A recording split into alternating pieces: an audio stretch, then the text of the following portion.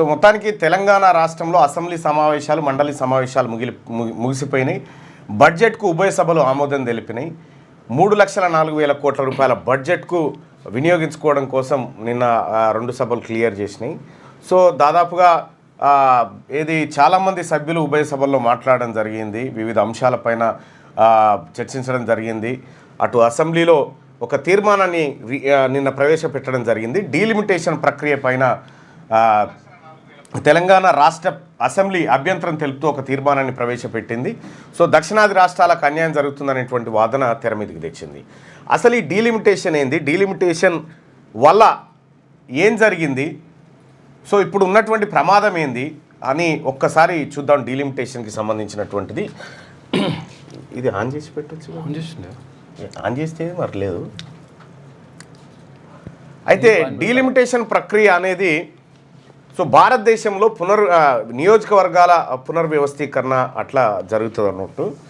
ఏ parliament ఎక్కడ ఉండాలి, దాని పేరేంది, దాంట్లో ఎంతమంది ఓటర్లు ఉండాలి, ఇవన్నీ అంశాలు మనకు కనిపిస్తాయి. అయితే వాస్తవానికి ఈ ఎన్నికల ప్రక్రియను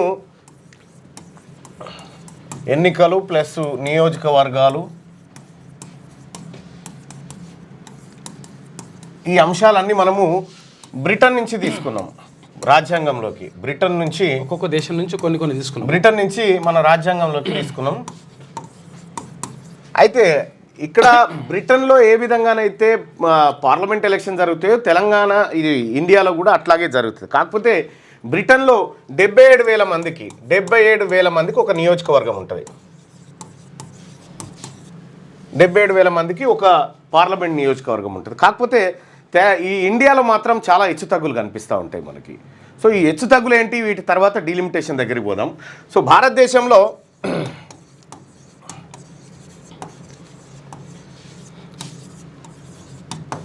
అత్యధిక ఓటర్లు ఉన్న పార్లమెంట్ నియోజకవర్గం, పార్లమెంట్ అంటే ఎంపీ, లోక్సభ నియోజకవర్గం, పార్లమెంట్ లోక్సభ మల్కాజ్గిరి. దాదాపు ఈ మల్కాజ్గిరి నియోజకవర్గంలో సుమారుగా 30 లక్షల మంది ఉన్నారు ఓటర్లు. 30 లక్షల మంది ఓటర్లు ఈ నియోజకవర్గంలో కనిపిస్తారు మనకి. ఇది భారతదేశంలో అతిపెద్ద పార్లమెంటు నియోజకవర్గం ఓటర్ల సంఖ్య పరంగా. ఇక ఇదే భారతదేశంలో అతి తక్కువ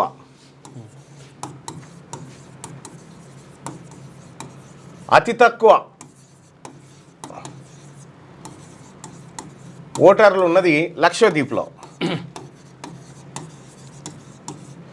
ఆడ 57,000 మంది ఓటర్లు అంతే ఒక ఎంపీ స్థానానికి. అక్కడ ఉన్నది ఒక ఎంపీ స్థానం, ఆడ 57,000 మంది ఉన్నారు. ఇక్కడ మల్కాజ్గిరిలో మాత్రం 30 లక్షల మంది ఉన్నారు. ఇట్లా చాలా వ్యత్యాసాలు మన వివిధ నియోజకవర్గాల్లో చూడొచ్చు. అయితే జనాభా ప్రాతిపదికన తీసుకున్నప్పటికీ కూడా ఈ వేరియేషన్స్ ఎందుకు వచ్చినాయి అనేది సో తర్వాత అక్కడ ఉన్నటువంటి పరిస్థితులను బట్టి కావచ్చు. కానీ ఇప్పటి వరకు భారతదేశంలో ఒక 4 సార్లు డీలిమిటేషన్ అయింది. డీలిమిటేషన్ 4 సార్లు అయింది. అందులో 1952లో మొదటిసారిగా ఒక డీలిమిటేషన్ తీసుకున్నారు. ఆ డీలిమిటేషన్ తీసుకొని తద్వారా నియోజకవర్గాల పునర్వ్యవస్థీకరణ జరిగింది. ఆ తర్వాత 1971 అనుకుంటా, 71లో ఏమో జరిగింది. ఆ తర్వాత మళ్ళీ 2002లో జరిగింది, ఇంకొకటి జరిగింది మధ్యలో. అయితే ఇక్కడ జరిగింది 543, ఇక్కడ జరిగింది 540. పెద్ద మార్పు ఏం లేదు. అయితే మార్పు ఏం లేదు దీంట్లో. ఇప్పుడు 2026లో డీలిమిటేషన్ చేస్తారట. అయితే దీన్ని ఏమంటున్నారంటే ఇప్పుడు తాజాగా జనాభా లెక్కలు సేకరించి పెరిగిన జనాభాకు అనుగుణంగా మనము నియోజకవర్గాలను పెంచుకుందామనేది కేంద్ర ప్రభుత్వం చేస్తున్నటువంటి వాదన. మరి జనాభా పెరుగుదల అనేది దక్షిణాది రాష్ట్రాల్లో చాలా తక్కువగా ఉంది, ఎందుకంటే వీళ్ళు కుటుంబ నియంత్రణ పాటించారు కాబట్టి చాలా తక్కువగా ఉంది. ఉత్తరాది రాష్ట్రాలు విపరీతంగా జనాభాను పెంచుకుంటూ పోయినాయి కాబట్టి ఇప్పుడు మరి జనాభా పెరుగుదలను అంచనా వేసి నియోజకవర్గాలు కనుక పునర్వ్యవస్థీకరిస్తే ఉత్తరాది రాష్ట్రాలు ఇప్పుడు ఉత్తరప్రదేశ్లో 100 పైచీలకు ఎంపీ స్థానాలు దాటిపోతాయి, బీహార్లో దాదాపు 70-80 అవుతాయి. కాబట్టి ఇక్కడ దక్షిణాది రాష్ట్రాలు చెప్తున్నటువంటి మాట ఏంటంటే ఇప్పుడు 2011 సెన్సస్ తీసుకున్నా ప్రమాదమే. ఇప్పుడు చేసినా ప్రమాదం. కాబట్టి 1971 జనాభా లెక్కల ఆధారంగానే మీరు పునర్వ్యవస్థీకరణ చేయండి అనేటువంటి మాట చెప్తా ఉన్నారు. లేదు అంటే ఈ విభజన అనేది డీలిమిటేషన్ అనేది 2000 మరొక 25 సంవత్సరాలు వాయిదా వేయాలని చెప్పి చెప్తా ఉన్నారు. 25 ఏళ్ళు వాయిదా వేయాలని చెప్పి చెప్తా ఉన్నారు. అయితే ప్రస్తుతం ఉన్నటువంటి పరిస్థితుల్లో మరి కేంద్ర ప్రభుత్వానికి ఎన్నికల సంఘం కాస్త అనుకూలంగానే ఉంటుంది, మీకు తెలియదు ఏం లేదు. ఎందుకంటే కొన్నిసార్లు విపక్షాల నుంచి వస్తున్నటువంటి డౌట్లు తీర్చడంలో కేంద్ర ప్రభుత్వం కంప్లీట్గా ఎన్నికల సంఘం కంప్లీట్గా కొన్నిసార్లు అటు ఫేవర్లోనే మాట్లాడుతూ ఉంది. సో ఇక్కడ మనం గమనించాల్సిన అంశం ఏంటంటే దీనికి సైమల్టేనియస్గా అనేకమైనటువంటి అంశాలు తెర మీదకి వస్తూ ఉన్నాయి. అసలు ప్రపంచంలో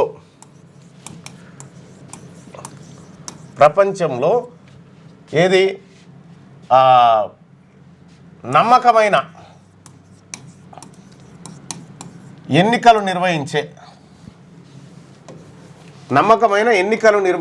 దేశాల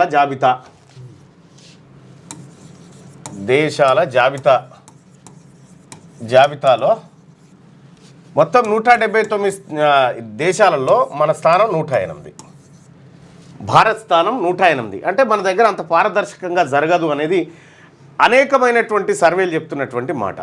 సో ఇందులో ప్రధానంగా కొన్ని దేశాలు అసలు వాస్తవానికి ఎన్నికలు ఎప్పుడు స్టార్ట్ అయినాయి అంటే మన గ్రీకుల కాలంలో స్టార్ట్ అయినాయి. క్రీస్తు పుట్టక ముందుకే ఎన్నికలు స్టార్ట్ అయినాయి. ఏథెన్స్ నగరం ప్రజాస్వామ్యయుతంగా అప్పుడు ఎన్నికలు లెక్కించబడ్డాయి. ఆ తర్వాత ఎన్నికల ప్రక్రియ వచ్చిందనుకో. సరే, అక్కడి నుంచి వచ్చినప్పటికి కూడా ప్రస్తుతం నార్వే, స్వీడన్, ఫిన్లాండ్, న్యూజిలాండ్ ఈ దేశాల్లో పక్కడబందీగా ఎన్నికలు జరుగుతాయి. అసలు ఆ ప్రజలకు ఓటు మీద చాలా విశ్వసనీయత ఉంటుంది, చాలా నిజాయితీగా ఎన్నికలు జరుగుతాయి. అక్కడ ఉన్నటువంటి ఎన్నికల సంఘాలు స్వతంత్రంగా వ్యవహరిస్తాయి. ఎవరికి కొమ్ముగాయి ప్రజల అభిప్రాయాన్ని ఫ్రీగా వెల్లడించవచ్చు. ఇక ఇవి కాకుండా మొత్తం ప్రపంచంలోనే చెత్త ఎన్నికలు ఎక్కడెక్కడ జరుగుతాయంటే నార్త్ కొరియా,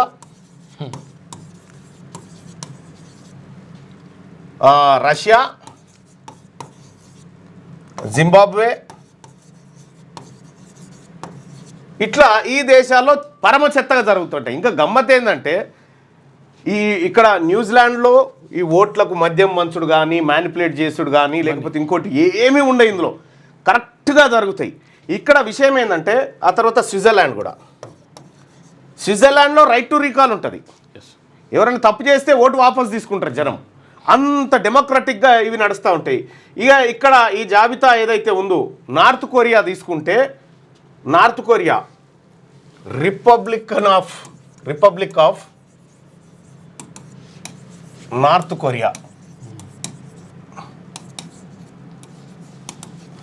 కొరియా ఇక్కడనే ఉంటుంది, రిపబ్లిక్ అని ఉంటుంది. మళ్ళా రిపబ్లిక్ అని ఉంటుంది. ఈడ ఎన్నికలు ఎట్లా జరుగుతాయి ఎరికేనా? అవతలోడు ఎవరు నిలబడు, ఒక్కడే నిలబడతాడు. కిమ్మంటాడా? కాదు, ఒక నియోజకవర్గంలో ఒక్కడే నిలబడతాడు, వానికే ఓటేయాలిగా. అయితే మన తానేం జరుగుతుంది, ఎన్నికలు జరిగినాక కౌంటింగు, ఫలితాలు, ఇది కదా ప్రక్రియ. కానీ నార్త్ కొరియాలో అట్లా కాదు, ఫస్ట్ ఫలితాలు ఇస్తారు,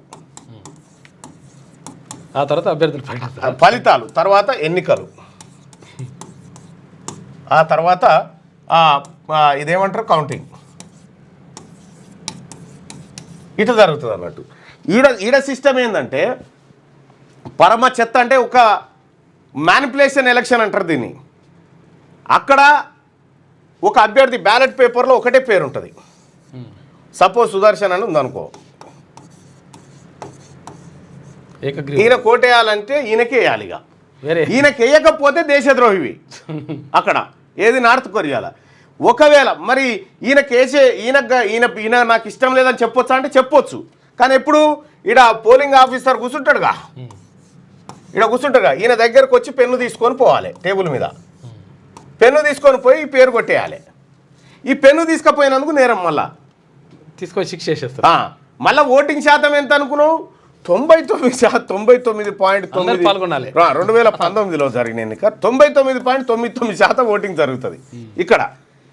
అందరూ ఓటేయాలి, కానీ ఎవరికి వేయాలి? ప్రభుత్వం చెప్పిన వాళ్ళకి వేయాలి, ఇంకోరికి ఏనికి లేదు. ఆడ విపక్ష పార్టీలు ఏమంటే ఉంటాయి, అవి కూడా మళ్ళా ఈయన దగ్గరనే పనిచేస్తూ ఉంటాయి, కిమ్మనకుండా పనిచేస్తాయి అన్నట్టు. పరమ చెత్త ఎన్నికలు ఇక్కడ జరుగుతాయి, అందరు ఎన్నికలలో పాల్గొంటారు. మళ్ళీ ఇది రిపబ్లిక్ ఆఫ్ నార్త్ కొరియా అని ఉంటుంది, డెమోక్రటిక్ రూపంలో జరుగుతూ ఉన్నట్టుగా చూడరా. అది మళ్ళీ నియంత్ర పరిపాలనలో ఉంటుంది. ఇక్కడ ఎన్నికలు ఉంటాయి, ఫలితాలు ముందుగానే ఇస్తారు. ఎట్లా? అభ్యర్థులను ప్రకటించి వీళ్ళు గెలిచిరని ఇచ్చేస్తుంది. ఇచ్చేసిన తర్వాత వీళ్ళ పేరు మీద ఎన్నికలు జరుపుతుంది. ఎన్నికలలో ఇక భారీ మెజార్టీ వస్తుంది మళ్ళీ, ఎందుకంటే వేరే కేసు చూసిన వాళ్ళు మేము నిలబెట్టిన వాళ్ళందరికీ ప్రజలు ఓట్లు వేసిర్రు అని ఉల్టా తీసుకొస్తారు అన్నట్టు. ఇది నార్త్ కొరియాలో ఉన్నటువంటి సిస్టమ్. ఇక్కడ మన దేశంలో ఎన్నికల విధానాన్ని మనం బ్రిటన్ నుంచి తీసుకున్నప్పటికీ ఈ డీలిమిటేషన్ అనేటువంటి వ్యవస్థ ఏదైతే ఉందో, ఈ డీలిమిటేషన్ వ్యవస్థ జనాభా ప్రాతిపదికన తీసుకున్నప్పుడు ఉత్తరాది రాష్ట్రాలకు ఎక్కువ లబ్ధి జరుగుతుంది. ఏది 1971 ఏది ప్రాంతాల వారీగా తీసుకున్నప్పుడు, లేదంటే దక్షిణ భారతదేశానికి 33 అని రేవంత్ రెడ్డి గారు అన్నారు, 36% అని 36% అని రేవంత్ రెడ్డి గారు అన్నారు. 36% కనుక వస్తే అప్పుడు దీని వాటా దీనికి దక్కుతుంది. అట్లా ఇయ్యారట, జనాభా ప్రాతిపదికన ఇస్తారట. కానీ దక్షిణాది రాష్ట్రాల్లో పోలింగ్ ఎక్కువ జరుగుతుంది, ఎక్కువ మంది ఎన్నికల్లో పాల్గొంటారు, అక్కడ తక్కువ మంది పాల్గొంటారు. మరి తక్కువ మంది పాల్గొన్నటువంటి ఎన్నికల్లో పాల్గొన్నటువంటి రేషియో ప్రకారం అన్నా చేయాలి కదా, దాని ప్రకారం అన్నా చేయాలి. సో అట్లా చేసినా కూడా దక్షిణాది రాష్ట్రాలకు కొంత న్యాయం జరుగుతుంది. అది చేయకుండా ఇంకేదో ప్రయత్నం చేస్తుంది అనేది దక్షిణాది రాష్ట్రాల ఆరోపణ. దానికోసమే స్టాలిన్ నేతృత్వంలో అటు విజయన్ కానీ, ఇటు రేవంత్ రెడ్డి గారు కానీ, ఇటు జగన్ గారు కానీ, అటు వీళ్ళందరూ కూడా కర్ణాటకకు సంబంధించినటువంటి డికే శివకుమార్ గారు వీళ్ళందరూ కూడా చెన్నైలో మీటింగ్ ఏర్పాటు చేసి దీనిపైన ఆందోళన వ్యక్తం చేశారు. సో డీలిమిటేషన్ ప్రక్రియ జరగాలంటే జనగణన జరగాలి. ఈ జనగణన కులగణనగా జరగాలనేది రాహుల్ గాంధీ గారి ఆలోచన. సో మరి అది కులగణనగా రూపాంతరం చెందుతుందా, ఖాళీ జనగణన చేసి ఈ డీలిమిటేషన్ పోతారా? ఒకవేళ డీలిమిటేషన్ చేస్తే ఏది నియోజకవర్గాల పునర్విభజన జరిగిన తర్వాత 1 నేషన్ 1 ఎలక్షన్, మళ్ళీ రామ్నాథ్ కోవింద్ గారు కమిటీ ఇచ్చినటువంటి రిపోర్ట్ ప్రకారం ఈ దేశంలో ఎమ్మెల్యే ఎంపీ అన్నిటికీ ఒకేసారి ఎన్నికలు జరిగేటువంటి విధానం వస్తుంది. అది వస్తే జమిలీ ఎన్నికలు వస్తే 2029లో రావచ్చు ఎలక్షన్, లేదంటే 2027లో కూడా రావచ్చు ఈ జమిలీ ఎన్నికల విధానంలో. ఎందుకంటే 2029 దాకా పోకపోవచ్చు, ఎందుకంటే అప్పటికి యాంటీ ఇన్కంబెన్స్ పెరిగిపోతుంది ఏది భారతీయ జనతా పార్టీ మీద, ఎన్డీఏ పక్షాల మీద. కాబట్టి ముందస్తు ఎన్నికలుగా దీన్ని ఎన్నుకునేటువంటి అవకాశం ఉంటుంది. అంటే తెలంగాణ రాష్ట్రంలో కానీ ఇంకా కొన్ని చోట్ల కానీ వస్తే ఎన్నికలు 2027లో రావచ్చు, లేదంటే 2029లో రావచ్చు. ఇది ప్రక్రియ. ఒకవేళ భారతదేశం కనుక ఇప్పుడున్నటువంటి ప్రధానమంత్రి గారు జనాభా ఆధారంగా చేస్తాం అని తాజా జనాభాతో పోతే మన కొంప కొల్లేరు. 19% మాత్రమే వస్తుందంట, 36% నుంచి 19%కి వెళ్ళిపోతుంది. ఇది మనం చేసినటువంటి పాపం ఏందా అంటే జనాభాను నియంత్రించడం, దేశాన్ని కాపాడడానికి. ప్రభుత్వం చెప్పినట్టు ఇన్నందుకు శిక్ష ఇది అంటే అట్లా.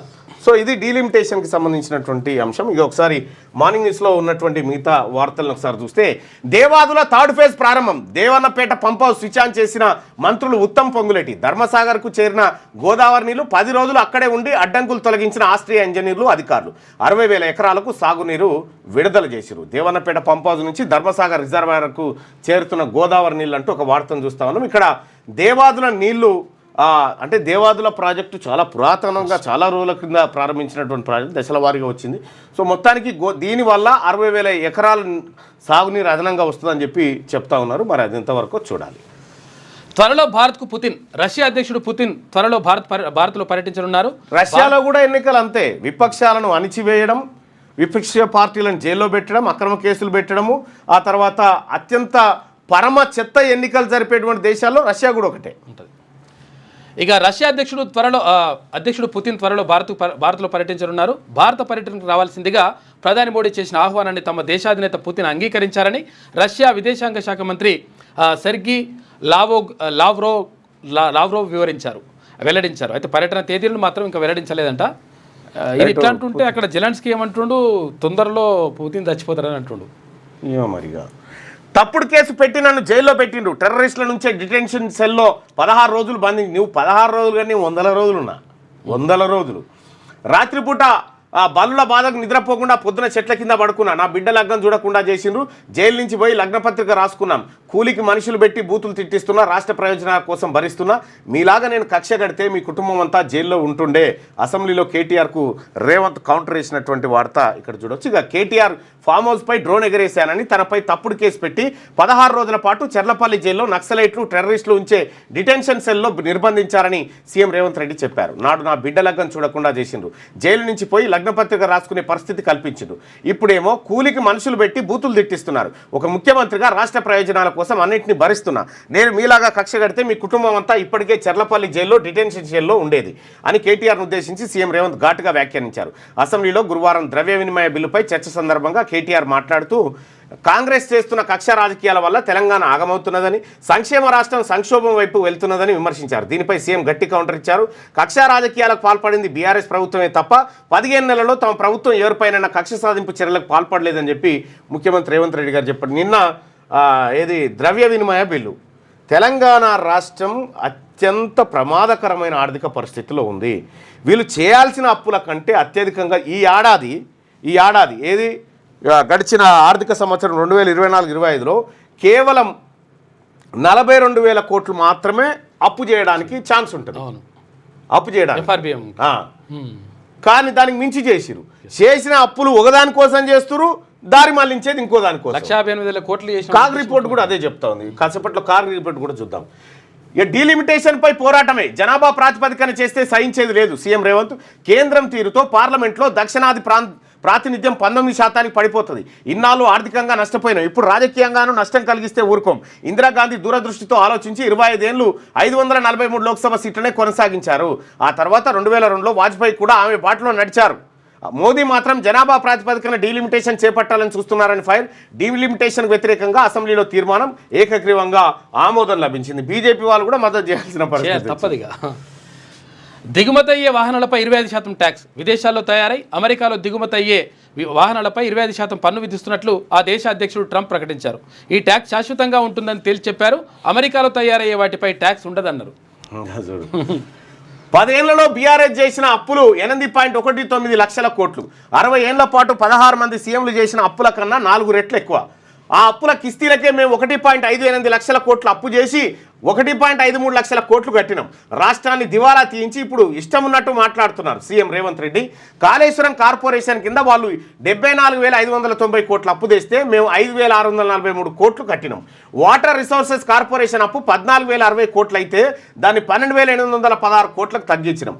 భగీరథ అప్పు 20,200 కోట్లలో మేము 3,000 కోట్లు చెల్లించినాం. లెక్కలన్నీ పక్కాగా ఉన్నాయి. మాజీ మంత్రి హరీష్ నోట్ చేసుకోవాలి. 10 ఏళ్లలో చేయలేని పనులు 10 నెలల్లో మేము చేస్తుంటే కళ్ళలో నిప్పులు పోసుకుంటున్నారని ఆగ్రహం వ్యక్తం చేశాడు ముఖ్యమంత్రి రేవంత్ రెడ్డి.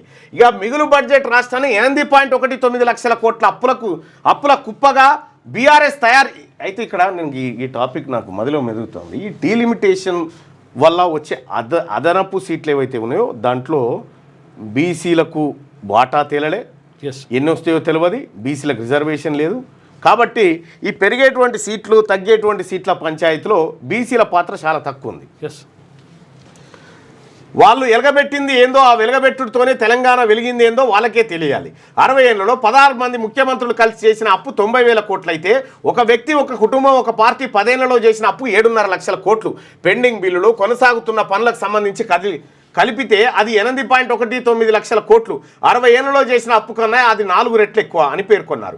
రాష్ట్రాన్ని బీఆర్ఎస్ దివాలా తీయించిందని, వాళ్ళు ఆగం చేసిన ఆర్థిక వ్యవస్థను తాము నానా తిప్పలు పడి సరిదిద్దడానికి ప్రయత్నిస్తుంటే ఇష్టమున్నట్టు మాట్లాడుతున్నారని ఫైర్ అయ్యారు. కాదు కూడదు అంటూ అభివృద్ధిని అడ్డుకుంటున్నారని తెలిపారు. గురువారం అసెంబ్లీలో ద్రవ్య వినిమయ బిల్లుపై చర్చ సందర్భంగా సీఎం రేవంత్ రెడ్డి మాట్లాడారు. ఇక ఫామ్ హౌజ్ల కోసమే ప్రాజెక్టులు కట్టిండ్రు, నిజ నిర్ధారణ కమిటీ వేస్తాం సిద్ధమేనా? కేటీఆర్కు సీఎం రేవంత్ సవాల్. కొండపోచమ్మ నుంచి కేసీఆర్ ఫామ్ హౌస్కు, రంగనాయ సాగర్ నుంచి హరీష్ రావు ఫామ్ హౌస్కు నీళ్లు, ఫామ్ హౌజ్ల చుట్టూ కాలువలు తవ్విండ్రు, తమ వద్ద ఆధారాలు ఉన్నాయని వెల్లడి. మరి జనం కోసం కట్టిరా ఎవరన్నా? వాస్తవం ఏదైతే సన్ రైజర్స్ ఓటమి. ఐపీఎల్లో సొంతగడ్డపై సన్ రైజర్స్కు తొలి దెబ్బ తగిలింది. ఉప్పల్ స్టేడియంలో గురువారం లక్నో సూపర్ జైంట్స్తో జరిగిన మ్యాచ్లో 5 వికెట్ల తేడాతో ఓడిపోయింది. ఇక తొలుత రైజర్స్ 20 ఓవర్లలో 9 వికెట్లు కోల్పోయి 190 స్కోర్ చేయగా లక్నో 16.1 ఓవర్లలోనే టార్గెట్ ఛేదించింది. ఇక ఇది ఇట్లుంటే 11 రోజులు 12 బిల్లులు. ముగిసిన అసెంబ్లీ బడ్జెట్ సమావేశాలు ముగిశాయి.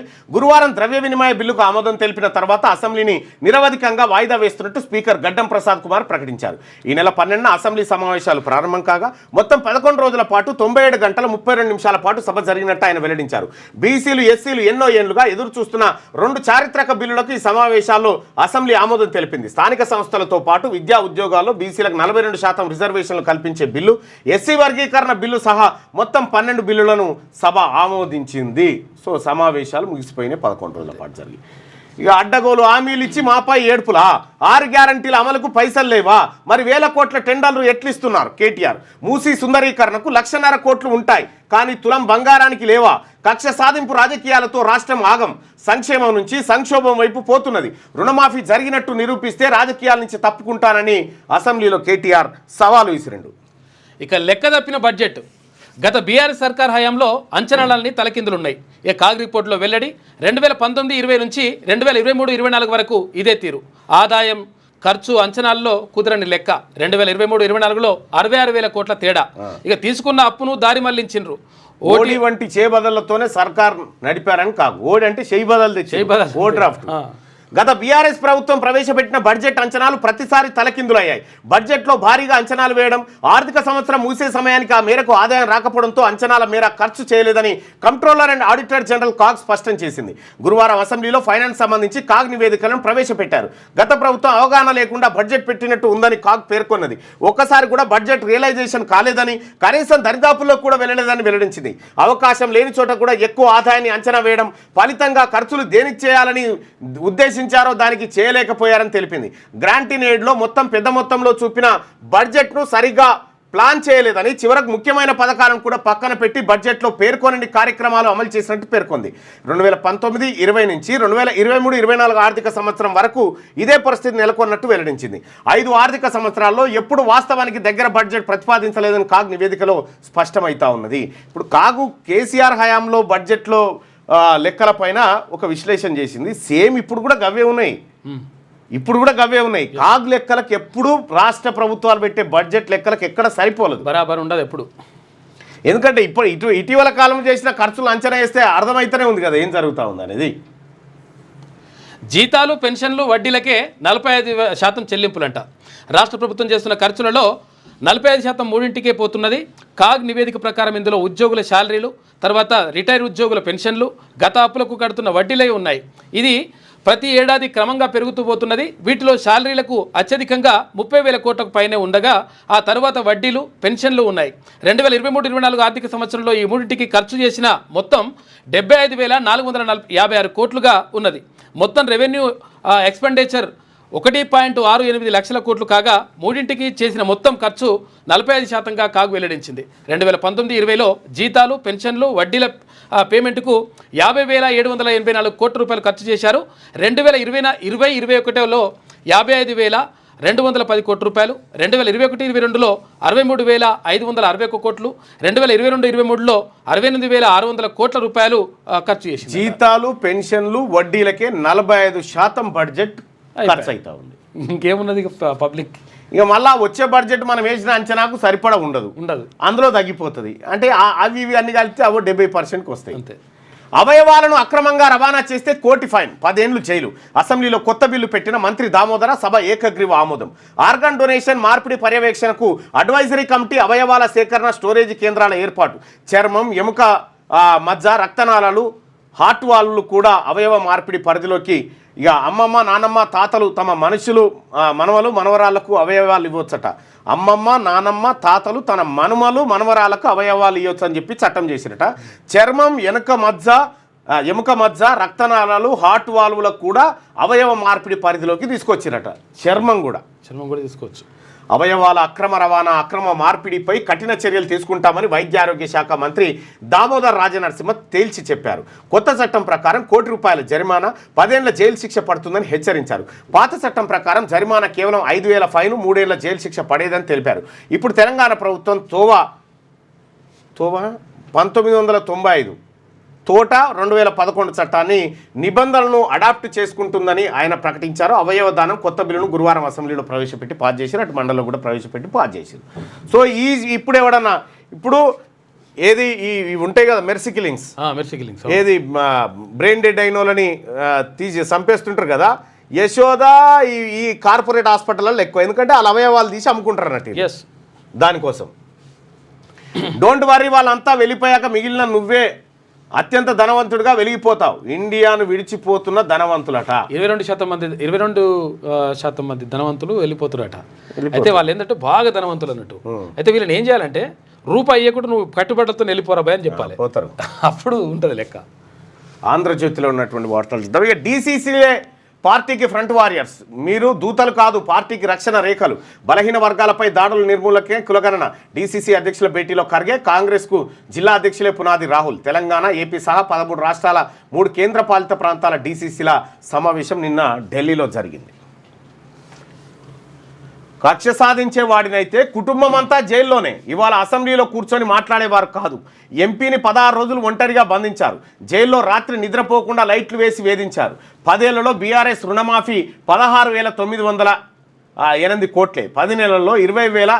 అసలు వాస్తవానికి జైళ్ళల్లో ఏ సెల్లో కూడా లైట్లు బంద్ చేయరు. లైట్లు వేసి ఉంటాయి యాక్చువల్గా, లైట్లు వేసి ఉంటాయి. ఎందుకంటే నైట్ పూట కూడా లైట్లు వేస్తారు. ఎందుకంటే ఎవరైనా వెళ్ళిపోతారా లేకపోతే సూసైడ్ అటెంప్ట్ ఉంటే అట్లా చేస్తారని. అది నిద్ర పట్టదు నిజంగానే. 10 ఏళ్లలో బీఆర్ఎస్ రుణమాఫీ 16,908 కోట్లే, 10 నెలల్లో 20,616 కోట్లు మాఫీ చేశాం. 10 ఏళ్ల పాలనను మా 10 నెలలతో పోల్చండి. అభినందించాల్సింది పోయి కడుపులో కత్తుల. కేటీఆర్ గుంటూరు తెలివితేటలు ఇక్కడొద్దు. పల్లెటూరులో చదివి సీఎం అయ్యానని నాపై అక్కసు. ప్రాజెక్టులు కట్టింది మీ ఫామ్ హౌస్ల కోసమే. ఎక్కడెవరు కొన్నారో నిజ నిర్ధారణ కమిటీ వేద్దామా? కేటీఆర్, హరీష్ రావులకు పార్టీ కుర్చీపై ఆశ. నేపాల్ తరహాలో కేసీఆర్ను తప్పించే కుట్ర. బడ్జెట్పై చర్చలో సీఎం రేవంత్ తీవ్ర వ్యాఖ్యలు చేసిండు. ఇక లోక్సభ సీట్ల పెంచొద్దు, కేంద్రం చర్యల్లో పారదర్శకత ఏది, అందరినీ సంప్రదించే నిర్ణయించాలి. రాష్ట్రాల వరకే పునర్విభజన, రాష్ట్ర అసెంబ్లీ సీట్లు 153కు పెంచాలి. శాసనసభలో తీర్మానం ఆమోదం, కేంద్రం వినకపోతే పోరాటానికి కూడా సిద్ధమని చెప్పి సీఎం రేవంత్. ఇక అవయవ దానం బిల్లుకు అసెంబ్లీ ఆమోదం తెలిపినటువంటి వార్తను చూడవచ్చు. ఇక రేవంత్ వ్యాఖ్యలకు ఇక్కడ కేటీఆర్ కౌంటర్. లేని రంకులు అంటగట్టినప్పుడు నీతులు గుర్తు రాలేదా? భార్య పిల్లలు కుటుంబాలు మీకేనా, వేరే వాళ్ళకు ఉండవా? మా ఇంట్లో పిల్లలపై బూతులు మాట్లాడింది ముఖ్యమంత్రి కాదా? సీఎంకి ఇంత అసహనం, ఆవేశం, నిస్పృహ ఎందుకో అర్థం కావట్లేదు. ఆయనలో ఒక అపచిత్తుడు దాగి ఉన్నాడు. ప్రతీకారంతో మీకే నష్టం.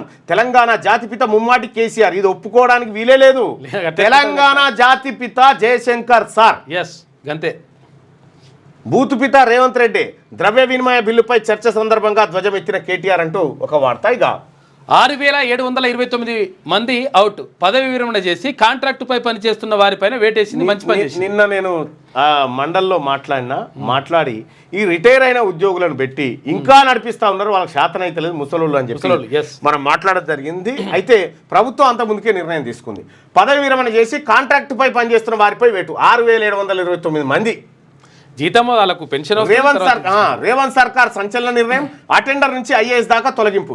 జాబితాలో metro MD NVS Reddy, YTDA VC Kishan Rao, CE BLN Reddy, 10 మంది ట్రాన్స్కో జెన్కో డైరెక్టర్లు కూడా శనిపోయింది.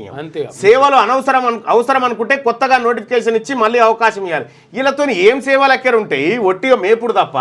ఉత్తర్వులు జారీ చేసిన రాష్ట్ర ప్రభుత్వం పురపాలక శాఖలోనే 177 మంది తొలగింపు. 6,000కు పైగా ఉద్యోగ నియామకాలకు ఛాన్స్. ఉద్యోగులకు పదోన్నతులు లభించే అవకాశం ఉందట. ఒక్కరు కాదు, 10 వందలు కాదు, ఏకంగా 6,729 మందిని కొలువుల్లోంచి తొలగించారు. పదవి విరమణ పొందాక కూడా తెలంగాణలో కాంట్రాక్టు పద్ధతిలో కొనసాగుతున్న వారిని ఇంటికి పంపుతూ రేవంత్ రెడ్డి సర్కార్ తీసుకున్న సంచలన నిర్ణయం ఇది. ప్రభుత్వం ఒక్క ఉత్తర్వుతో 6,729 మందిని ఇంటికి పంపింది. ఇలా తొలగించిన వారిలో అటెండర్ మొదలు ఐఏఎస్ అధికారి దాకా ఉండడం గమనార్హం. ఈ జాబితాలో మెట్రో రైలు ఎండి ఎన్వీఎస్ రెడ్డి, యాదగిరిగుట్ట ఆలయ అభివృద్ధి ప్రతికార సంస్థ vice chairman G Kishan Rao, consultant engineer BLN Reddy, 10 మంది ట్రాన్స్కో జెన్కో డైరెక్టర్లు ఉన్నారు. ఈ మేరకు ప్రభుత్వ ప్రధాన కార్యదర్శి శాంతికుమారి ఉత్తర్వులు జారీ చేశారు. ఈ నెలాఖరు కల్లా అందరినీ తొలగించాలని ఆదేశించారు. ఇలా తొలగించిన వారిలో ఎవరి సేవలైనా అవసరమని భావిస్తే వారిని పునర్నియమించుకోవడానికి తాజాగా నోటిఫికేషన్ ఉత్తర్వులు ఇవ్వాలని స్పష్టం చేశారు. సర్కార్ సంచలన నిర్ణయంతో కొత్త నియామకాలకు మార్గం మళ్ళీ అలానే తెచ్చిపెట్టారు. మరి అవసరం విద్యాసాగర్ రెడ్డి సుగమమవుతుందనే ప్రచారం సచివాలయ వర్గాల్లో జరుగుతుంది. ప్రభుత్వ ఉత్తర్వులతో మున్సిపల్ శాఖ వెంటనే చర్యలు ప్రారంభించింది. తమ శాఖలో కాంట్రాక్టు పద్ధతిపై కొనసాగుతున్న 177 మంది విశ్రాంత ఉద్యోగులను తొలగిస్తూ మున్సిపల్ అడ్మినిస్ట్రేషన్ ముఖ్య కార్యదర్శి దానకిషోర్ గురువారం ఉత్తర్వులు జారీ చేశారు. వీరిని తక్షణమే తొలగిస్తున్నట్టు ఆ ఉత్తర్వులో స్పష్టం చేశారు. ఈ జాబితాలో హెచ్ఎండిఏ, జిహెచ్ఎంసీ, హైదరాబాద్ వీళ్ళందరూ ఉన్నారట. ముసలోళ్ళు పోవాల్సిందే. మరి ఒక కేసీఆర్ గారి చుట్టే అప్పుడు ముఖ్యం 17 మంది సలహాదారుల సర్కార్ ఖాతాతో కార్పొరేషన్ల రుణాల చెల్లింపా? అలాంటి చెల్లింపులతో ఖాతాలో డబ్బులు ఉండట్లే. ప్రభుత్వ పుస్తకాల్లో గ్యారంటీ అప్పులు కనిపించట్లే, చెల్లింపులు మాత్రం దర్శనమిస్తున్నాయి. గ్యారంటీలు ఇచ్చినందుకు సర్కారుకు ఫీజు ఏది? మొత్తం రాష్ట్ర అప్పు 6.24 లక్షల కోట్లు. కిస్తీలు వడ్డీల చెల్లింపుకే 15.90% సొమ్ము. పరిమితికి మించి అప్పులు తెచ్చిన రాష్ట్ర ప్రభుత్వం 2023-24కి రాష్ట్ర ఆర్థిక స్థితిపై కాగ్ నివేదిక. ఒకప్పుడు మన నిజాం, మన హైదరాబాదు నిజాం ఉన్నాడు కదా, ఈ నిజాంకు సంబంధించినటువంటి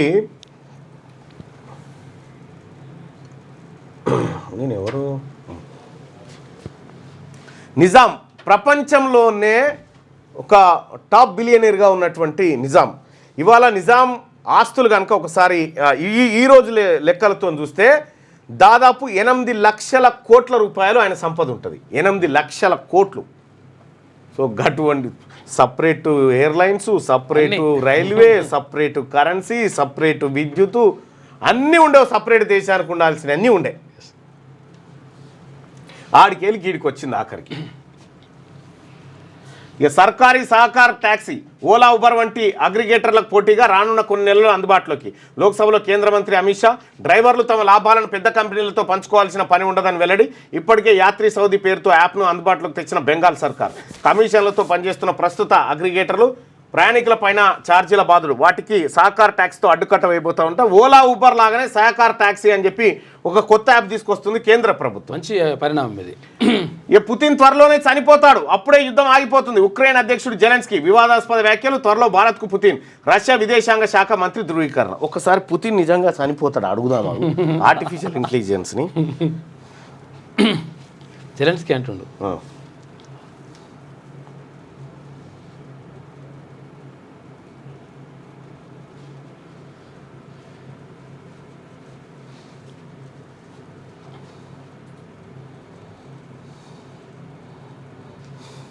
ఏం చెప్తాం చూద్దాం.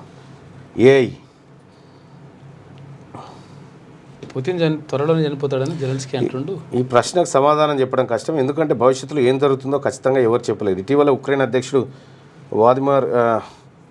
వోలోదిమిర్ జెలెన్స్కీ వ్లాదిమిర్ పుతిన్ త్వరలో చనిపోతాడని ఒక ఇంటర్వ్యూ అన్నట్లు కొన్ని వార్తా సంస్థలు నివేదించాయి. అయితే ఇది ఒక అభిప్రాయం లేదా ఊహ మాత్రమే. దీనికి ఎటువంటి ఖచ్చితమైన ఆధారం లేవు. పుతిన్ ఆరోగ్యం గురించి గత కొంతకాలంగా పుకార్లు ఉన్నప్పటికీ అధికారికంగా రష్యా ప్రభుత్వం లేదా విశ్వసనీయ వనరుల నుంచి దీన్ని నిర్ధారించే సమాచారం ఇది లేదు. కాబట్టి ఈ విషయంలో ఏదైనా చెప్పడం అనేది కేవలం ఊహాగానాలపై ఆధారపడి ఉంటుందట. అది కాబట్టి చెప్పలేము అంటున్నావు. చచ్చిపోతానట్లేదు. 10 ప్రశ్నల లీకేజీలో 11 మందిపై కేసు, 8 మంది అరెస్టు, రిమాండ్కు తరలింపు. పరారులో 3, వారిని అరెస్ట్ చేస్తాం. కామారెడ్డి ఎస్పీ రాజేష్ చంద్ర వెల్లడి. దేవాదుల ప్రారంభం. ఇక మోటార్ ఆన్ చేసిన ఉత్తమ్ పొంగులేటి ట్రయల్ రన్ విజయవంతమైందంట. దేవన్నపేట తర్వాత ధర్మసాగర్లో గోదావరి జిల్లాలకు ప్రత్యేక పూజలు. 2026 డిసెంబర్ కల్లా దేవాదుల పూర్తి అని చెప్పేసి ఉత్తమ్ కుమార్ రెడ్డి. దేవాదులపై దశాబ్ద నిర్లక్ష్యం అని చెప్పేసి పొంగులేటి శ్రీనివాసరెడ్డి అంటున్నారు. ఇక భూముల అమ్మకాలను ఆపండి. కంచె గచ్చిబౌలి హైదరాబాద్కు ఆక్సిజన్ వనరు. పచ్చని చెట్లు, వైవిధ్య జీవజాతుల నిలయం. అక్కడ కాంక్రీట్ జంగల్ వస్తే నగరానికి ముప్పు. ఆ స్థలం వేలం నిర్ణయాన్ని వెనక్కి తీసుకోండి. సీఎం రేవంత్కు కేంద్ర మంత్రి కిషన్ రెడ్డి లేఖ. హైదరాబాద్ సెంట్రల్ యూనివర్సిటీలో 400 ఎకరాలు అమ్ముదామని చూసిరు కదా, దాని పంచాయతీ అది.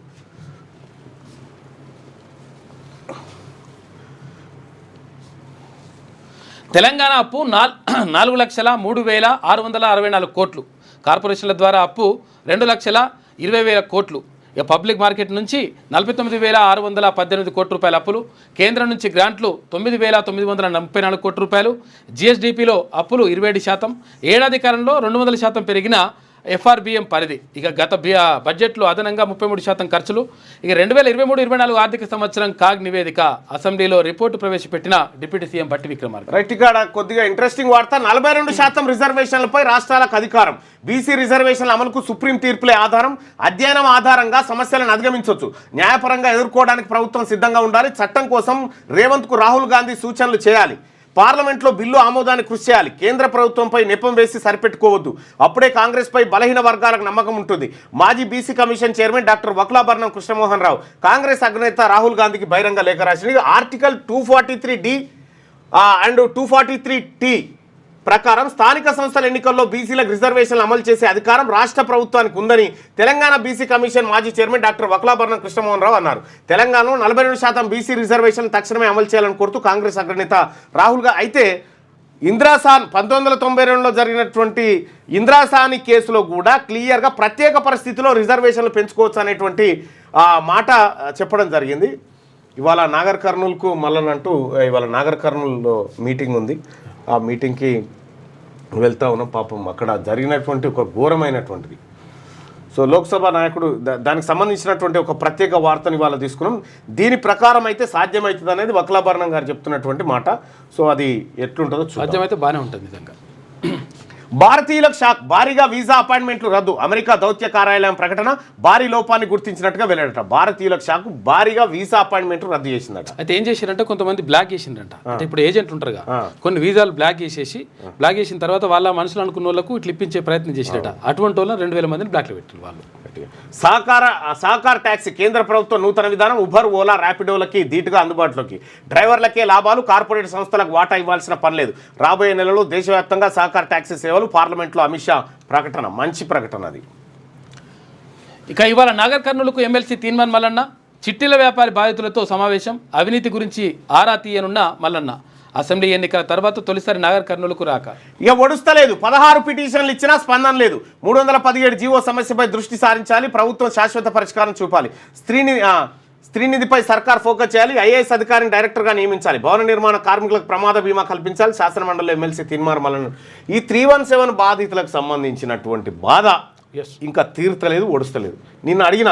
నిన్న గట్టిగా 317 బాధితుల సమస్య ఒడుస్తలేదని, ఇప్పటికే ప్రభుత్వానికి 16 సార్లు పిటిషన్ ఇచ్చానని, అయినా ఈ సమస్యపై ఇప్పటి వరకు కనీస స్పందన లేదని ఎమ్మెల్సీ తీన్మార్ మల్లన్న అన్నారు. గురువారం శాసనమండలిలో 317 బాధితుల పక్షాన తీన్మార్ మల్లన్న మాట్లాడారు. చాలాసార్లు సభలో చర్చించుకున్నాం, వాళ్ళ ఆవేదన గురించి మాట్లాడుకున్నాం, అయినా వారి ఇబ్బందులు అలాగే మిగిలిపోయాయని అన్నారు. దీనికి రాష్ట్ర ప్రభుత్వం శాశ్వత పరిష్కారం చూపాలని కోరారు. అంతేగాక మ్యూచువల్ ట్రాన్స్ఫర్లో కూడా పైసల దందా జరుగుతుందని, కొందరు పైసలు ఇచ్చి ట్రాన్స్ఫర్ చేసుకునేందుకు ముందుకు వస్తున్నారని అన్నారు. కావున 317 బాధితుల సమస్యలపై రాష్ట్ర ప్రభుత్వం నిర్ణయం తీసుకోవాల్సిన అవసరం ఉందన్నారు. ఇప్పటికే కొందరు బాధితులు సమస్యల కారణంగా చనిపోయారని తెలిపారు. ఈ సమస్యపై ప్రభుత్వం మానవతా దృక్పథంతో ఆలోచించాలని మల్లన్న సూచించారు. అలాగే స్త్రీనిధి సమైక్యపై సర్కార్ ఫోకస్ చేయాలని ఇట్లా రకరకాల అంశాలు నిన్న మాట్లాడడం జరిగింది. అయితే నేను మొన్న మాట్లాడింది ఉంది కదా, నేను మొన్న మాట్లాడి అధ్యక్ష ఈ ప్రైవేటు కార్పొరేట్ కాలేజీలు పెట్టి కార్పొరేట్ స్కూల్ పెట్టిన వాళ్ళు అంత ఇళ్ళనే ఉన్నారని చెప్పినా కదా, వాళ్ళు అయితే నా వ్యాఖ్యలు రికార్డుల నుంచి తొలగించారు, పేర్లు వాడొద్దన్నారు. మళ్ళా తెల్లారి వాళ్ళకి చర్చ మళ్ళీ దాని మీద మాట్లాడుతూ ఉంటే చైర్మన్ సాబ్ వాళ్ళకి అనుమతి ఇచ్చాడు మాట్లాడుకోమని. అరే నా ఈ వ్యాఖ్యలు డిలీట్ చేసిన తర్వాత దాని మీద మళ్ళీ చర్చ ఏంది అని అంటే చైర్మన్ గారు ఏమంటారంటే నువ్వు అట్లా మాట్లాడకూడదు, నీ మీద డిసిప్లినరీ యాక్షన్ తీసుకుంటా అని చెప్పి చైర్మన్ గారు అంటారు. సార్ నేను ఒకటి చెప్తా ఉన్నా, నేను అక్కడే చెప్పినా కూడా సభలో ఉన్న వాళ్ళ పేర్లు తీయొద్దండి. మరి ఎవరి పేర్లు తీయాలి? మరి సభలో ఉన్న వాళ్ళ పేర్లు తీయొద్దంటే సభలో ఉండి వాళ్ళు దందాలు చేయొచ్చు, కానీ నేను పేర్లు తీస్తే తప్ప చేయొద్దు. అదే మాట్లాడేది ఇక అదే రైట్గా నేను సిద్ధం, అవయవ దానానికి రెడీగా ఉన్నా, ప్రజాప్రతినిధులు అవయవ దానం చేయాలి, సభ్యులు ముందుకు వస్తే తొలి సంతకం నేనే చేస్తా. BRS working president KTR. Telangana అసెంబ్లీలో అవయవ దానం బిల్లుపై చర్చ జరుగుతూ ఉంది. అయితే ఇక్కడ స్థానిక సంస్థల ఎన్నికల్లో కూడా పోటీ చేసేటువంటి అభ్యర్థులకు, స్థానిక సంస్థలే కదా అన్ని ఎన్నికల్లో పోటీ చేసే అభ్యర్థులకు ఒక ఆప్షన్ కింద అది పెట్టాలి, అవయవ దానానికి సిద్ధం అని చెప్పి సంతకం పెట్టి నామినేషన్ పత్రంలో ఉండాలి. అది అంతే, దానం, గుండె దానం అన్ని ఉండాలి. అప్పుడు కోర్టుకు చేరిన ప్రశ్నపత్రాల పంచాయతీ. 10వ తరగతి పేపర్ లీకేజీలో నాకు సంబంధం లేదు, ఇక డిబార్ను రద్దు చేసి పరీక్ష రాసే అవకాశం కల్పించాలి. హైకోర్టులో పిటిషన్ దాఖలు చేసిన విద్యార్థిని ఝాన్సీ లక్ష్మి కౌంటర్ దాఖలు చేయాలని ప్రతివాదులకు కోర్టు ఆదేశాలు జారీ చేసింది. 10వ తరగతి పేపర్. ఇక ప్రపంచ కుబేరుడు మస్క్ తిరిగి అగ్రస్థానంలోకి. ఎలాన్ మస్క్ సంపద 35 లక్షల కోట్లు. హురిన్ రిచ్ లిస్ట్ విడుదల. టెస్లా షేర్ల పెరుగుదలే ప్రధాన కారణం అట. మామూలుడు కాదు. ఒకప్పుడు అతను 2006 ఆ ప్రాంతంలో ఈ స్పేస్ ఎక్స్ పెట్టినప్పుడు 3 రాకెట్లు ప్రయోగం చేశాడు. ఓకే, 3 ఫెయిల్ అయిపోయినాయి. ఇక అతని దగ్గర కేవలం 1 రాకెట్టు మందమే పైసలు ఉన్నాయి. ఓకే, కానీ మళ్ళీ అదే రంగంలోకి దిగి ఆ రాకెట్ను విజయవంతంగా ప్రయోగించాడు. దెబ్బకు సెట్ అయిపోయింది లెక్క. కక్ష సాధింపులు లేవు. అట్లయితే కేసీఆర్ కుటుంబం జైల్లో ఉండేది. నన్ను జైల్లో తీవ్రవాదులు ఉంచే సెల్లో ఉంచారు. 16 రోజుల పాటు నిద్రలేని రాత్రులు గడిపా. బీఆర్ఎస్ హయాంలో రుణమాఫీ 16,908 కోట్లే. మేము 10 నెలల్లోపే 20,617 కోట్ల మాఫీ. అసెంబ్లీలో ముఖ్యమంత్రి రేవంత్ రెడ్డి రుణమాఫీపై ఎక్కడైనా చర్చకు సిద్ధం. కేటీఆర్ ఏ గ్రామంలోనూ 100% జరగలేదు అని చెప్పి వాళ్ళు అంటారు. లైట్లు బంద్ చేయరు, నిద్ర పట్టారు, బంద్ చేయరు, అది ఓపెన్ సీక్రెట్. ఎమ్మెల్యే సీట్లు 153కి పెంచాలి. ఎంపీ సీట్ల సంఖ్యను యథాతథంగా కొనసాగించాలి. డీలిమిటేషన్తో దక్షిణాది రాష్ట్రాలకు నష్టం. లెక్క ప్రకారం ఎస్సీ ఎస్టీ సీట్లను పెంచాలి. మహిళలకు రిజర్వేషన్లు కల్పించాలి. CM Revanth Reddy demand. Delimitation ప్రక్రియకు వ్యతిరేకంగా అసెంబ్లీలో తీర్మానం. ఇక కామాంధుడికి కఠిన శిక్ష, 27 ఏళ్ల జైలు శిక్ష విధించిన న్యాయస్థానం. నల్గొండ అదనపు sessions SP SC ST court సంచలన తీర్పునిచ్చిందట. మొన్ననే చాలా మందికి జీవిత ఖైదు కూడా ఇచ్చింది. రైట్గా ఒకసారి అక్కడ పల్లవిలో చూద్దాం. పల్లవి చూసిన తర్వాత ఈనాడు రాలే ఉన్నాయి కాకపోతే కదా. యోగా వర్సెస్ స్టాలిన్ హిందీ వివాదం. యోగి వర్సెస్ స్టాలిన్ హిందీ వివాదంపై సీఎంల మధ్య మాటల యుద్ధం. ఇక ఓటు బ్యాంకు కోసమే వ్యతిరేకిస్తున్నారన్న యూపీ సీఎం యోగి. యోగిది డార్క్ కామెడీ అన్న తమిళనాడు సీఎం బలవంతంగా రుద్దితే సహించేది లేదని స్పష్టం. హిందీ విషయం లేదంతా. ఏప్రిల్ 6న రామేశ్వరానికి ప్రధాని అట. ఇక నేతల ముఠా భూములు హైదరాబాద్ శివారులో లీడర్ల భూ అరాచకాలు, యథేచ్ఛగా ప్రభుత్వ భూముల ఆక్రమణ. అమ్మపల్లిలో 600 కోట్ల విలువైన 30 ఎకరాలు కబ్జా. తొండుపల్లిలో కోట్ల రూపాయల విలువైన 2.5 ఎకరాలు కథం. అబ్దుల్లాపూర్మేట్ మండలం ఇంజాపూర్లో 1/2 ఎకరం ఆక్రమణ. ప్రభుత్వ భూములో పాగా వేస్తున్న పలుకుబడి కలిగిన నాయకులట. మంచిగా ఉన్నది పలుకుబడి, మంచిగా ఉంది ఇలా పలుకుబడి. ఎక్కడ కూడా ఆగలే, నడుస్తున్న లెక్క. నిద్రలేని రాత్రులు గడిపా. ఇక డ్రోన్ ఎగరేస్తే 500 రూపాయలు ఫైన్ వేస్తారు. కానీ ఎంపీగా ఉన్న నన్ను అరెస్ట్ చేశారు. నక్సలైట్లు టెర్రరిస్టుల నుంచే డిటెన్షన్ సెల్లో పెట్టి వేధించారు. నా బిడ్డ పెళ్లికి దూరం చేశారు. మధ్యంతర బెయిల్పై వచ్చి వెళ్ళాను. మేము కక్ష సాధింపుల చర్యలు దిగితే ఇవాళ వీళ్ళంతా చెర్లపల్లి చెంచల్గూడ జైల్లో ఉండేవారు. ఇప్పుడు చెప్పండి, రాజకీయ కక్ష సాధింపు మీదా నాదా? అసెంబ్లీలో బీఆర్ఎస్ నేతలపై సీఎం రేవంత్ రెడ్డి ఫైర్ అయ్యిండు. తాను కక్షపూరిత రాజకీయాలు చేసే వ్యక్తిని కాదని క్లారిటీ ఇచ్చిండు. ఇక వరల్డ్ కప్ విన్నర్కు 1000 కోట్లట. Football FIFA football world cup win అయితే 1000 కోట్ల రూపాయలట విన్నర్ జట్టుకు. ఎస్ఎస్సి బోర్డు ఆఫీసును ముట్టడించిన బీఆర్ఎస్ నేతలు Telangana 10th exam paper leak సందర్భంగా పెండింగ్ ప్రాజెక్టులు పూర్తి చేస్తాం. గత సర్కార్ దేవాదులను నిర్లక్ష్యం చేసింది. ఈ ఏడాది చివరికల్లా దేవాదుల అన్ని దశలు పనులు పూర్తి చేస్తాం. మంత్రి పొంగులేటితో కలిసి దేవాదుల నీటిని విడుదల చేసిన మంత్రి ఉత్తమ్ కుమార్ రెడ్డి. నీ బిడ్డను నీ భార్యనో ఫోటోలు తీస్తే ఓకేనా? నీ జూబ్లీహిల్స్ ప్యాలెస్ మీదకి ప్రైవేట్ డ్రోన్ పంపితే ఊరుకుంటావా? రేవంత్ రెడ్డి ఏమైనా స్వతంత్ర ఉద్యమం చేసి జైలుకు పోయిందా? సానుభూతి ఎందుకు మేము పోలేదా జైలుకు? తెలంగాణ ఉద్యమంలో వరంగల్ జైలుకు నేను కూడా పోయాను. శాసనసభలో TRS working president KTR comments. ఇక భూములు వేలం వేయద్దు. ప్రభుత్వ ఆర్థిక సమస్యల పరిష్కారానికి భూములు అమ్ముతారా? ఇక హెచ్సిలో ఉన్న 400 ఎకరాల భూమి వేలం ప్రక్రియను విరమించుకోవాలి. సీఎం రేవంత్ రెడ్డికి కేంద్ర మంత్రి. ఎట్టి పరిస్థితుల్లో అమ్మకూడదు. అది రెండోది ఏంటంటే, ఇప్పుడు భారతీయ జనతా పార్టీ అధ్యక్ష పదవి ఎవరికి వస్తుంటారు? ఆచారికి ఇస్తే ఏమే? ఎస్, అవును. 40 ఏళ్ళ నుంచి బీజేపీ పార్టీని పట్టుకొని ఉన్నటువంటి ఆచారి 5 సార్లు పోటీ చేసి ఓడిపోయినా కూడా ఇంకా బీజేపీలో ఉన్నటువంటి ఆచారి బీసీ బిడ్డ మంచి ఆయనకు అధ్యక్ష పదవి ఇస్తే ఏమే? ఎస్. ఇవి తర్వాత, ఈ వేలం తర్వాత కానీ దాని సంగతి చూడరు. ఫస్ట్ మంచి వర్త్ఫుల్ క్యాండిడేట్ కూడా. ఇక బడంగ్పేటలో హైడ్రా పంజా అక్రమ నిర్మాణాల కూల్చివేత. తర్వాత హైడ్రా అధికారులను అడ్డుకున్న బీఆర్ఎస్ నేతలు. ఓ అధికారిపై దాడి, పలువురు అరెస్ట్ చేసిందట. ఇక 10th ఎగ్జామ్లో మాల్ ప్రాక్టీస్కు యత్నం, 8 మంది అరెస్టు, 11 మందిపై కేసు. కామారెడ్డి జిల్లా జుక్కల్ జెడ్పీ హై స్కూల్లో ఘటన. అప్పుల్లో తెలంగాణ రైజింగ్. రాష్ట్ర ప్రభుత్వం పరిస్థితి అప్పారావు రొటేషన్ చక్రవర్తిలా ఉంది. ఈ దుస్థితికి మొదటి ముద్దాయి బీఆర్ఎస్, రెండో ముద్దాయి కాంగ్రెస్. 5 నెలల్లోనే కాంగ్రెస్ ప్రభుత్వం 1.63 లక్షల కోట్ల అప్పులు చేసింది. అసెంబ్లీలో బీజేఎల్పీ నేత ఏలటి మహేశ్వర్ రెడ్డి మండిపాటు. ఇక సెంటనరీ బాప్టిస్ట్ చర్చిలో ప్రవీణ్ భౌతిక గాయమంట. పెద్ద ఎత్తున తరలించిన పాస్టర్లు. ప్రవీణ్ రాజకీయ హత్య అని కేఏ పాల్ ఆరోపణ అట. రైట్గా ఒకసారి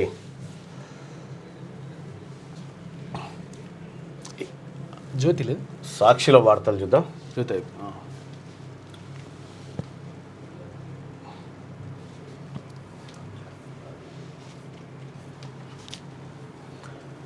రైట్గా జాయింట్ సూపర్ విక్టరీ. ఈ లక్నో చేతిలో 5 వికెట్ల తేడాతో ఓడిన సన్ రైజర్స్ హైదరాబాద్. బంగారం మళ్ళీ రైజింగ్ అయితే ఉందట. ఢిల్లీ మార్కెట్లో 91,050 రూపాయలు, 200 లాభపడిన వెండి అట. ఇక మరో టారిఫ్ బాంబు, తమ దేశంలోకి దిగుమతి అయ్యే అన్ని రకాల కార్లపైన 25% సుంకం విధిస్తున్నట్టుగా ట్రంప్ ప్రకటించిండు.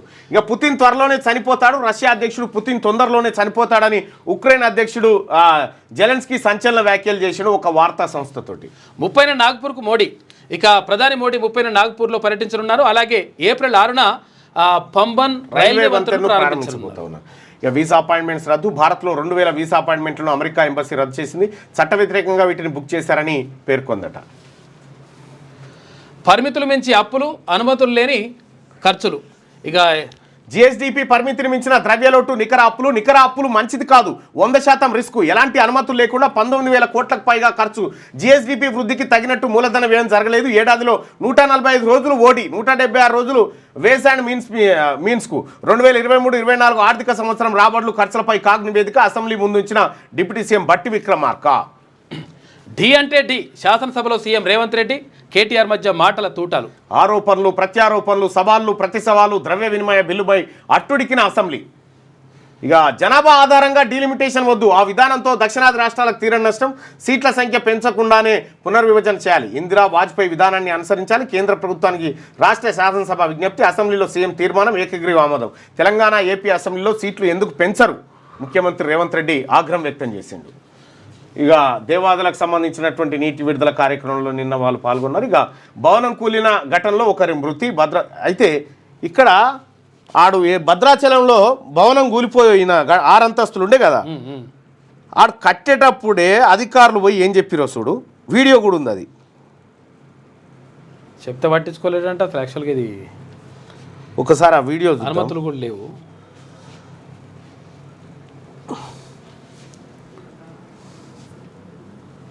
చూడు ఒక్కసారి. పంచాయతీ ఈవో అధికారులు పోయి కాదు, 6 అంతస్తుల భవనం మీద ఆడు కడతా ఉంటే ఆడికి పోయి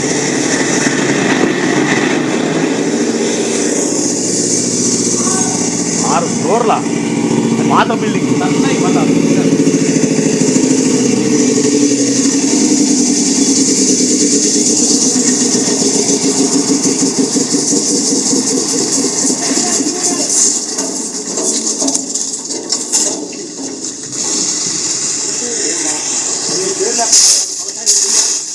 బుద్ధిందా నీకు అసలు? ఎంత ఎన్ని స్టేట్ పర్మిషన్ ఉంటే తెలుసు అసలు? అలాగే ఎక్కడ పని చేస్తున్నావు నువ్వు? నిన్ను లాన్ అయితే సరిపోతుంది అసలు జైల్లో. ఏమా అసలు ఎంత పర్మిషన్ తీసుకోకుండా నీ స్టేట్ వస్తుందా? ఎవడన్నా ఇల్లు కట్టుకుంటే 2 ఏళ్ళు 2 ఒకటి వేసుకుంటాడు ఎవడన్నా. అన్ని స్టేట్లు కట్టడా దానికి ఎంత పోనాది ఉంది, ఏముంది, దానికి ఉందా పద్ధతి ఉందా?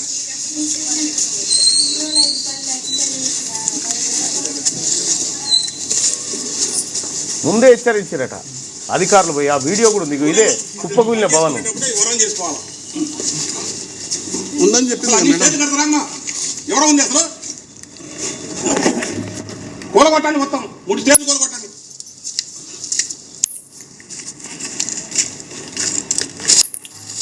అమ్మం కట్టాడు కడతారా ఎవడన్నా? దానికి పిల్లల కెపాసిటీ ఏంది?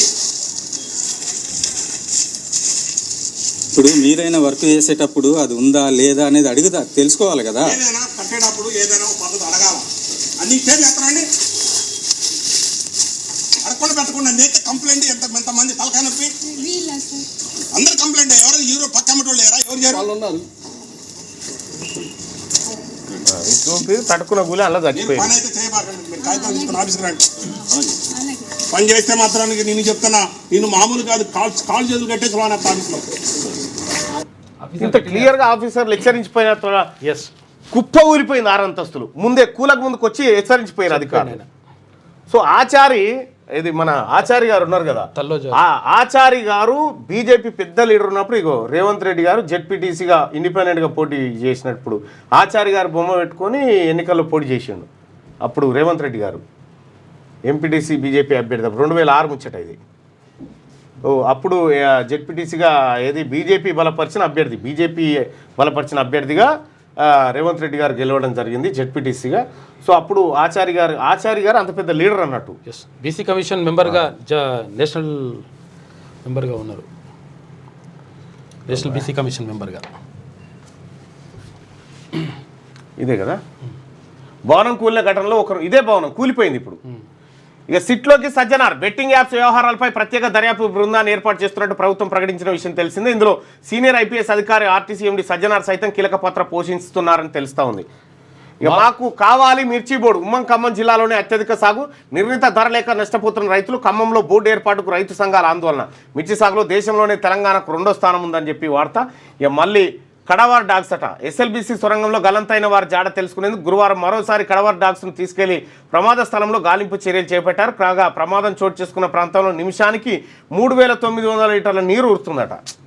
ఒక నిమిషానికి ఎప్పుడు వెళ్తారో వాళ్ళు ఏందో. ఆసియా కుబేరుడు మళ్ళీ అంబానీ అనట. 8.6 లక్షల కోట్ల రూపాయల సంపదతో నెంబర్ 1, 8.4 లక్షల కోట్ల రూపాయలతో 2వ స్థానంలో గౌతమ్ అదానీ అంబానీలే ఉన్నారు ఇద్దరు. దేశంలో 284 మంది బిలియనీర్లు ఉన్నారు. ఉమ్మడి సంపద 98 లక్షల కోట్లు.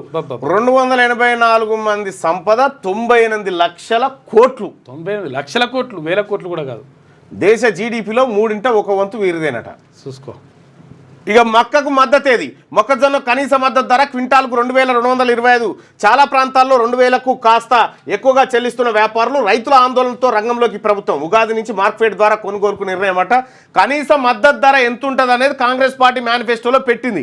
ఆ మేనిఫెస్టో ప్రకారం కొనుర్రి, మళ్ళా మోసం చేయకూరి జనాన్ని. 2030 కండక్టర్ ఉద్యోగానికి ఏ అట. అబ్బో, ఆ టెక్నాలజీ తెలుసుకొని ఉండడం అవసరం. రైతన్నకు ఏ అవసరం పడుతుంది. ఫ్యూచర్ ఆఫ్ జాబ్స్ 2025 నివేదికలో వెల్లడి. ఏఐతో కొన్ని ఉద్యోగాలు పెరుగుతాయి, మరికొన్ని తగ్గుతాయని స్పష్టీకరణ. ఇక్కడ కండక్టర్ ఉద్యోగానికి ఆర్టిఫిషియల్ ఇంటెలిజెన్స్ అనట. తెలిసి ఉండాలంట. అది పోగానే ఆ రోబో మాట్లాడుతాం, ఏడికి పోవాలని మాట్లాడుతున్నాం. రోబో ఏడికి పోవాలంటే పలానా కాడికి పోవాలి అని చెప్తట్టుంది. ఇక మళ్ళీ అప్పుడు ఏం చేస్తారంటే పోరాడు 6 ఏళ్ళు ఉన్నా కానీ 4 ఏళ్ళు ఉన్నాడు పోరాడు, నిన్న పాలు మరిచి అని అట్లా తప్పించుకునేది. ఇప్పుడు అట్లా చెప్పదు. నో అది చెట్ల నరికివేత హత్య కన్నా ఘోరం సుప్రీంకోర్టు చెప్తున్నటువంటి మాట. ఇప్పుడు సెంట్రల్ యూనివర్సిటీలో 400 ఎకరాల చెట్ల కథమైతే మరి మంచిగా వాటిని పట్టించుకో. సరే, ఈనాడు వార్తలు చూద్దాం. ఇది క్లోజ్. ఈనాడు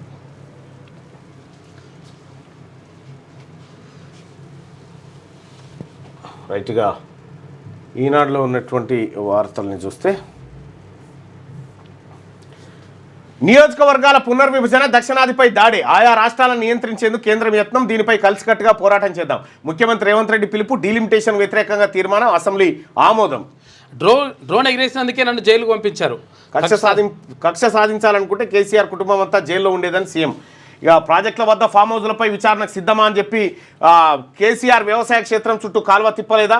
రంగనాయక సాగర్ దగ్గర హరీష్ రావుకు ఫామ్ హౌజ్ ఉన్నది నిజం కాదా? కాంగ్రెస్ భరాసాయేతర ఎమ్మెల్యేలతో నిర్ధారణ కమిటీ వేద్దాం. విద్యుత్ కొనుగోలు అవినీతిపై జైలుకు వెళ్తారు. కాళేశ్వరం నివేదికపై వచ్చే సమావేశాల్లో చర్చ అని చెప్పి సీఎం రేవంత్. ఎక్కడైనా 100% రుణమాఫీ జరిగిందా? జరిగినట్టు నిరూపిస్తే రాజకీయాల నుంచి వైదొలుగుతా. దిగ్గజ రాష్ట్రాన్ని సీఎం రేవంత్ దివాలాగా చిత్రీకరించారు. ఇది రోల్డ్ గోల్డ్ ప్రభుత్వం. భరాసా సభ్యుడు కేటీఆర్ తెలంగాణను కేంద్రం దగా చేస్తుందని ధ్వజం ఎత్తిండు. ఇక పెండింగ్ ప్రాజెక్టులన్నీ పూర్తి చేస్తాం, తక్కువ ఖర్చుతో ఎక్కువ ఆయకట్టుకు నీళ్ళు ఇవ్వడానికి ప్రాధాన్యమని ఉత్తమ్. దేవాదులలో 3వ దశ మోటార్ను ప్రారంభించిన ఉత్తమ్ పొంగులేటి. ధర్మసాగర్ రిజర్వాయర్కు చేరుకున్న గోదావరి జలాలు. ఇక ధూమ్ ధామ్ చెడు వినొద్దు, చెడు మాట్లాడొద్దు, చెడు చూడొద్దు అంటే గాంధీ గారి కోతులు. ఈ డిజిటల్ యుగంలో 3వ సూత్రం చాలా విలువైందట, చెడు చూడొద్దు. అయితే విషయం ఏంటంటే ఏది ఇట్లా మనం స్క్రోల్ చేస్తామో మళ్ళీ అదే వస్తుంటాయి అన్నమాట. అయితే మొబైల్కు రోజు అనేక నెగిటివ్ వార్తలు కూడా వస్తుంటాయి. వాటిని చూడడం మొదలు పెట్టాము. ఆల్గారిథమ్స్ గుర్తుంచుకొని మరీ అలాంటి కంటెంట్తో ముంచెత్తాయి. దీన్ని సాంకేతిక పరిభాషలో డూమ్ స్క్రోలింగ్ అంటారు. పదే వాటిని చూస్తుంటే జరిగే నష్టాలు చాలా ఉంటాయి. ఎప్పుడైనా నెగిటివ్ థాట్స్తోని ఇప్పుడు మిమ్మల్ని ఎవరైనా ఏమైనా అన్నారు, దాన్ని అస్సలే పట్టించుకోవద్దు. మీ పని మీరు చేసుకుంటూ వెళ్ళిపోవాలి. ప్రతి మనిషికి రోజుకు 70 నుంచి 80 వేల థాట్స్ వస్తాయి. అందులో 80% నెగిటివ్ థాట్సే. ఆ నెగిటివ్ థాట్స్ని ఎవరైతే తగ్గించుకుంటారో వాళ్ళు రియల్గా హీరోగా ఉంటారు. సో ఇది ఈనాడులో ఉన్నటువంటి వార్తలు. ఇక ఒకసారి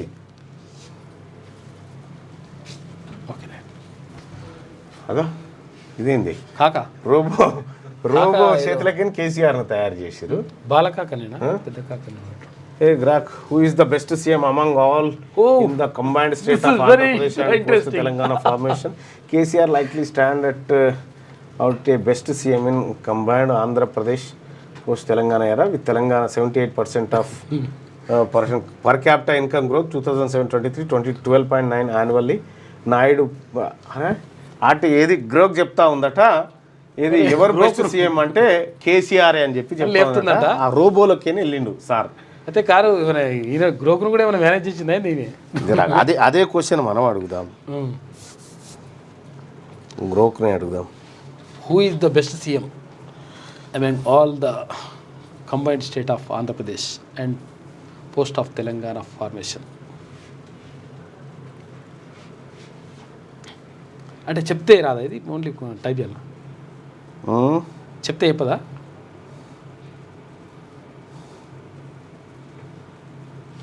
గ్రోకు ఓన్లీ టెక్స్ట్ ఇస్తుందా? Who is the best CM among all the combined state of Andhra Pradesh and post Telangana formation?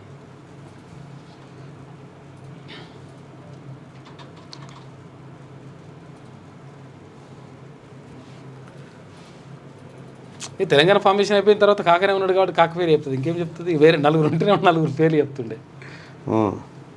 ఒకసారి అడిగి చూద్దాం, ఎందుకైనా మంచిది.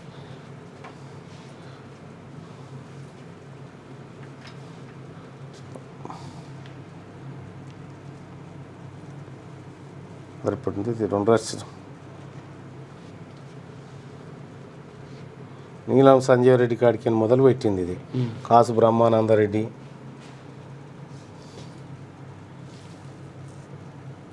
ఎన్టీ రామారావు, చంద్రబాబు నాయుడు, రాజశేఖర్ రెడ్డి,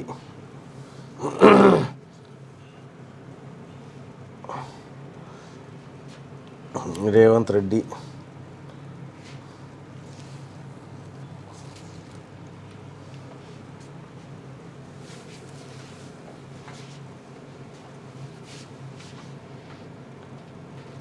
ఐటీ అభివృద్ధి కోసమైతే చంద్రబాబు నాయుడు, సంక్షేమం కోసమైతే వైఎస్ఆర్ లేదా కేసీఆర్, రాష్ట్ర సాధన కోసం అయితే కేసీఆర్ అని చెప్పవచ్చు. ఇదే నువ్వు చెప్పింది. ఇది ఎక్కడదో ముగ్గురు నలుగురు ఉన్నారని చెప్పి ఒక్కో రంగంలో ఒకరు ఉన్నారని చెప్తుంది. యావత్ దేశంలో తెలుగు రాష్ట్రాల్లో ది బెస్ట్ సీఎం కేసీఆర్, అత్యంత విశ్వసనీయత గల రాజకీయ నేత. నెటిజన్ల ప్రశ్నలకు ఏ చాట్బాట్ గ్రోక్ జవాబు ఇచ్చిందట.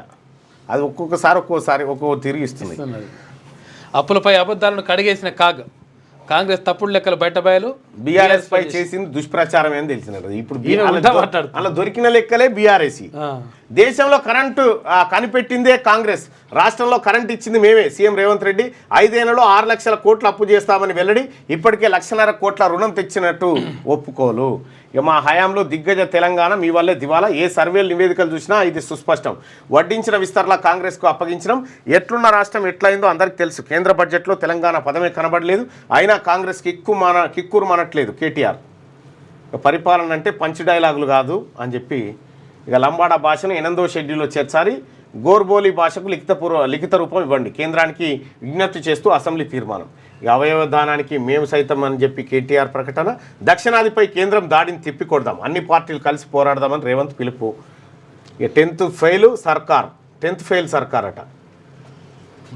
50 లక్షల జాగా, 28 కోట్ల ఫీజు. ఎల్ఆర్ఎస్ లెక్కల్లో వింతలే. 50 లక్షల జాగా, 28 కోట్ల ఫీజు అట. నస్పూర్లో 14 లక్షల స్థలానికి 5 కోట్లు. వరంగల్లో 458 గజాల స్థలానికి 2 లక్షలు. కరీంనగర్లో పక్కపక్క ప్లాట్లకు వేర్వేరుగా ఫీజులు. కంప్యూటర్పై నెపంతో చేతులు ఎత్తేస్తున్న అధికారులు, ఫీజులపై ఆందోళన వ్యక్తం చేస్తున్న దరఖాస్తుదారులు. ఇక దిగుబడి లేక ధర దక్కక అప్పుల బాధతో 2 రైతులు ఆత్మహత్య. 463 మంది చచ్చిపోయారు ఇప్పటి వరకు. ఎవరు? రేవంత్ రెడ్డి గారు ముఖ్యమంత్రి అయిన తర్వాత. ఇక అదివరకు లెక్క మాఫ్ చేసుకుంది మీరు రుణమాఫీ కింద. ఇప్పుడు తాజాగా ఇది అన్నట్టు. సో మార్నింగ్ న్యూస్ చూస్తున్నటువంటి మిత్రులారా, ఈ లైక్ బటన్ని క్లిక్ చేయండి, అలాగే షేర్ చేయండి, ఎక్కువ మందికి చేరే విధంగా చూడండి. Thank you so much. చూస్తూనే ఉండండి క్యూ న్యూస్.